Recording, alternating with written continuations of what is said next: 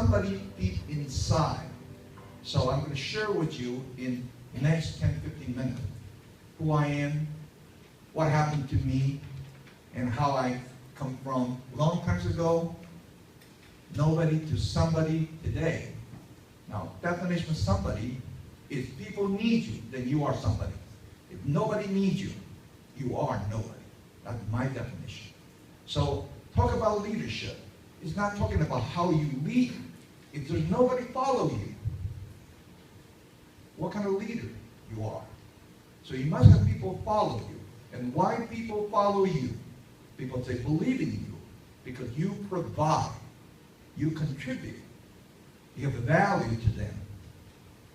You mean something to them. So that's how I convert myself from a nobody. I have no such privilege like you guys. Sit here, listen to a lecture. I didn't go to college. I'm kind of lazy when I'm young. I got muscle. I'm big. I play basketball. I play volleyball. And I athlete. So I spend all my time at basketball court. I don't need to go to the class. Of course, I didn't study, I didn't learn, I didn't pass the college examination. So I have no qualification to go to the college. I cannot receive college education because I'm not qualified. So I'm a born loser, correct? No. Come on. You have no degree. How can you be successful? How can you be a leader? How can you be a somebody? You have no degree. Now let me share with you, because we only have 10 minutes, so I'm going to share with you who I am. Born 1954 in Taiwan, right here. Because I spent all my time at basketball court. So I didn't pass the college when I'm 20.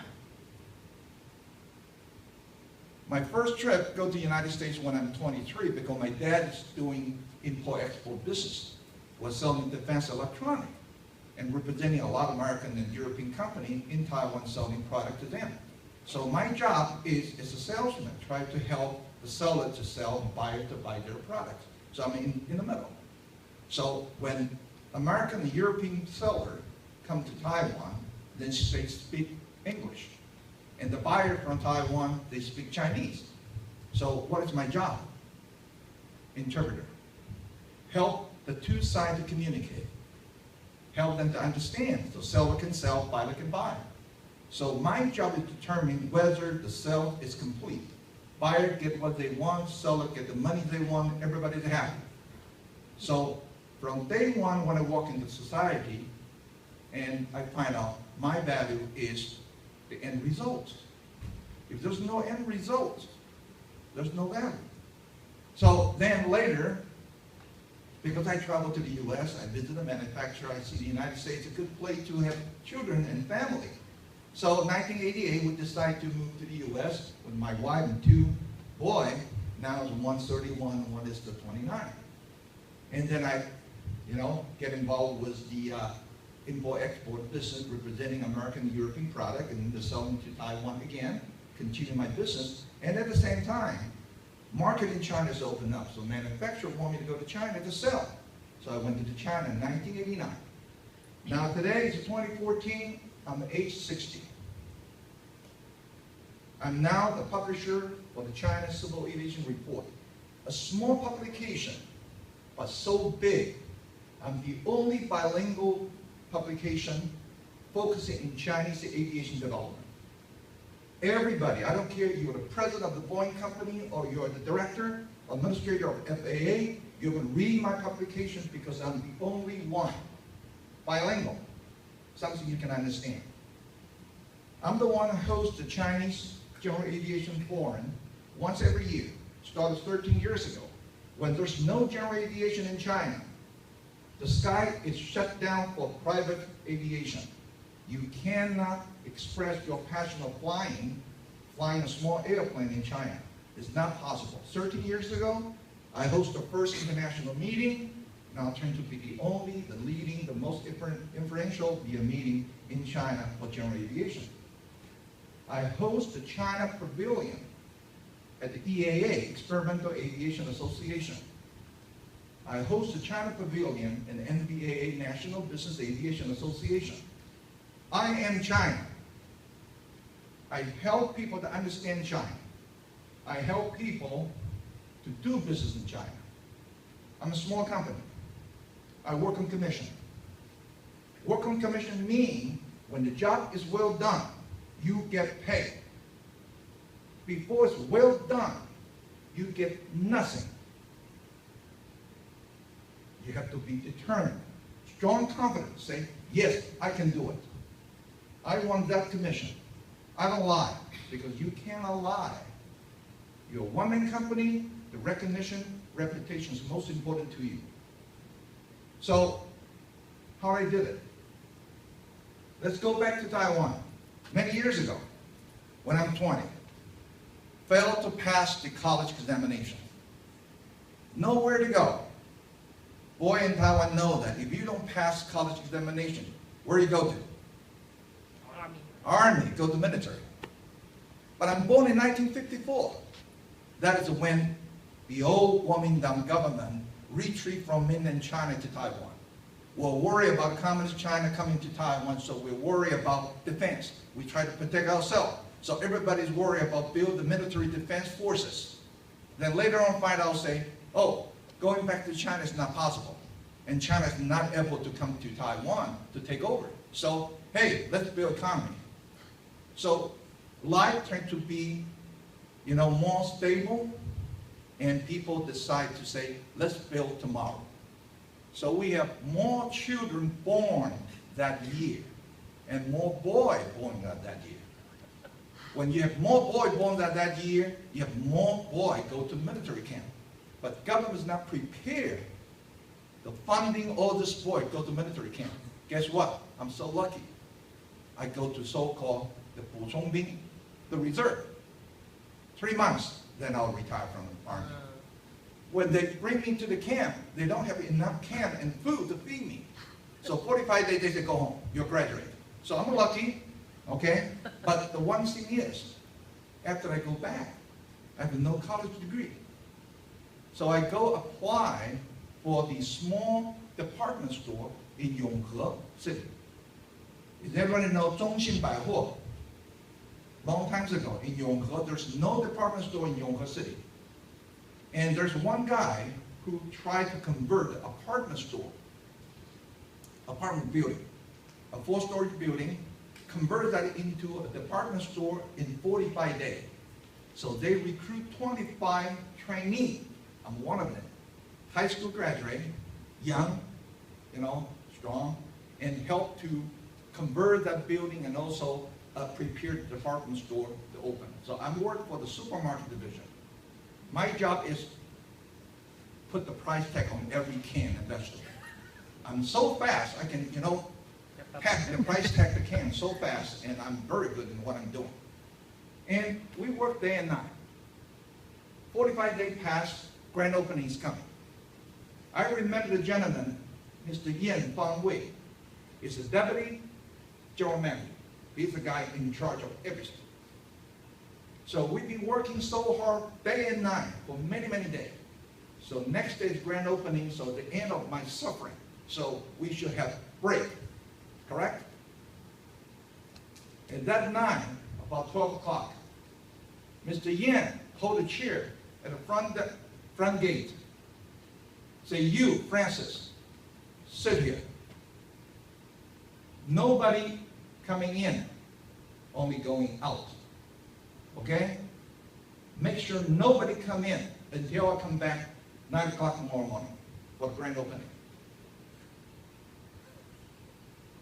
Why? What? I've been working for day and night for so many days. There's no overpay. Why everybody go back to sleep and I have to sit here, do the night watch until 9 o'clock tomorrow morning? I'm exhausted. I'm so tired. I'm so frustrated. I'm so angry. Why me? There's so many people. If you do the drawing or whatever, then I've been picked. That is I have no complaint, but why just suddenly randomly pick me? So I'm so angry from 12 o'clock, 1 o'clock. The more I get angry, the more I get exhausted. And I've been thinking in my brain, why? Such a bad luck. I need a break. I need a rest. 2 o'clock in the morning, suddenly my anger turned into a joy. I'm so happy. Why am I so happy?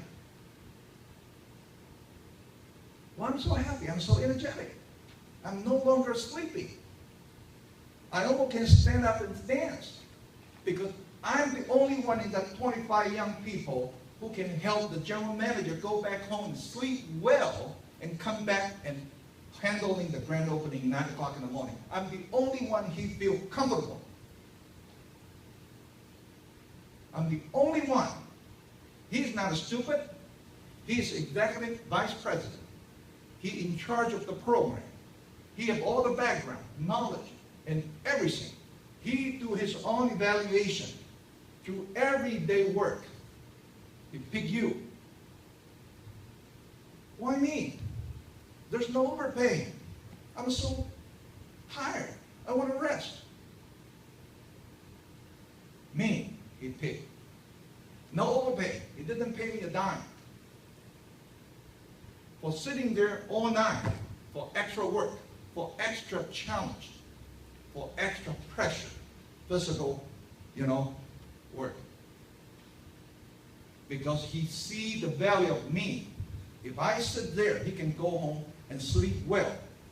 If some other kid sits there, he might not be able to sleep well that night.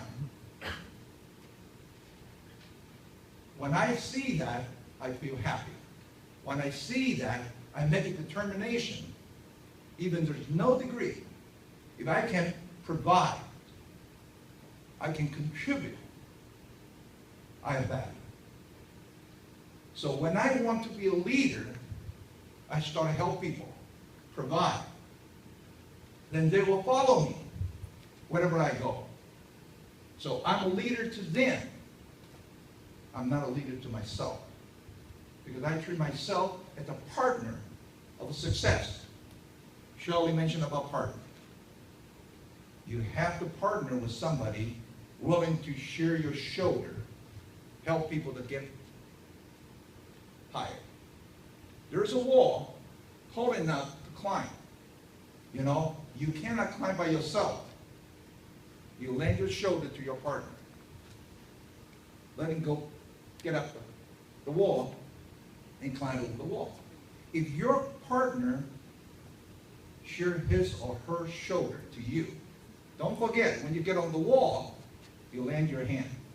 Help them. Then you turn to be something they will never forget. They want you to be part of their life. They will follow you. They will be surrounding you, and you will be the center. You will be the leader. So my definition is very simple. I only have 10 minutes. I'm going to, close my remark. Be yourself and be a provider. Make sure that you are valuable to other people, not just yourself. If people need your help, you're successful, and you are a major leader. So I only have 10 minutes. I'm not prepared for this, but I'd like to share with you what happened with me. Then every time I help people, people trust me. People start to refer other people to come to me. I continue to help, to provide guidance, to provide my knowledge, provide my everything. So I missed one small step in between my 60-year-old and 20-some-year-old. Because I provide, because I learn, because I doing my own job as a salesman to help the seller to sell and buyer to buy. I learned a lot of things. I ended up as a contractor for Federal Aviation Administration, Ministry of National Defense in U.S.-China Aviation Exchange Program for more than 12 to 13 years. I participate every single meeting between the United States and China in aviation exchange. Even through that mid-year collision, China and the United States almost ended up with World War III, and we are still engaged. I'm very proud of that privilege because my understanding and my background, I can contribute, I can provide. I'm a contractor, I'm not staff. I provide my experience. Share with the U.S. team, and they're using my experience and the knowledge in dealing with another country.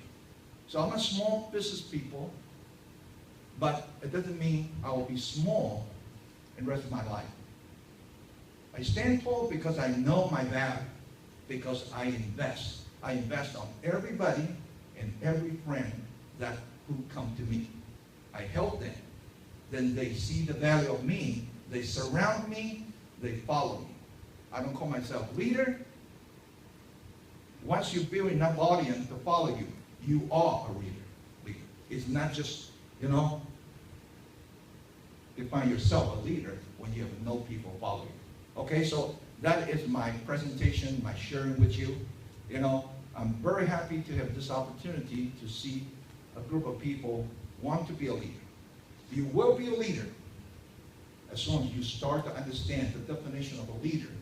The responsibility, the ability, the responsibility, and the duty. Okay? The duty means, as a leader, you need to be able to provide, share with people, share with them everything you know, and work hard to help them to get success. Then they will follow you. Okay? Thank you very much. Thank you, Mr. Francis Shah. Actually, this is very positive.